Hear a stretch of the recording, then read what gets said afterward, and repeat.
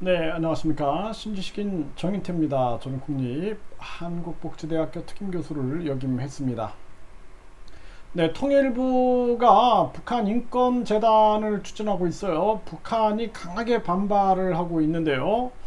보겠습니다. 네, 통일부가 북한인권재단 이사 구성 착수를 했고요.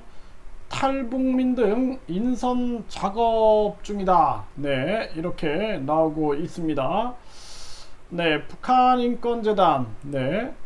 그래서 북한은 북한인권재단 출범 움직임에 그 돈으로 남쪽 경제나 살려라. 네, 이렇게 비판을 하고 있는 거죠. 네, 삐라살포 북주민 납치 인물들의 막대한 자금 지급, 무모한 대결 망동이다. 네, 이렇게 얘기를 하고 있는데요.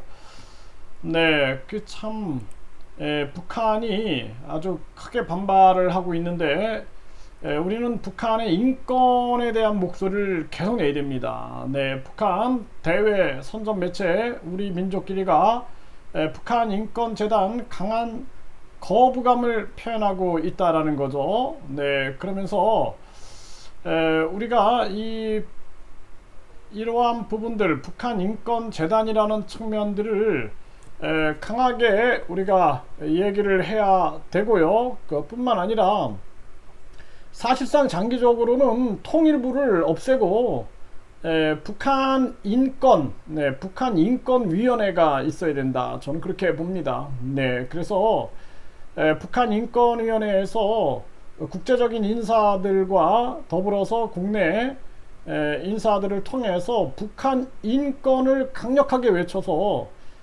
북한 주민들이 자유롭게 유학도 가고 자유롭게 이민도 가고 자유롭게 해외여행도 갈 수 있는 세계에서 중국인들도 해외 이민도 가고 베트남도 사회주의 국가지만 해외에 이민도 가고 국제결혼도 하고 하죠.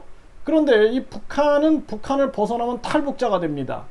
이게 이런 나라가 사실상 존재하고 있다라는 것이 있을 수 없는 일이다라는 거죠. 그렇기 때문에 우리 국민들이 여기에 대해서 강한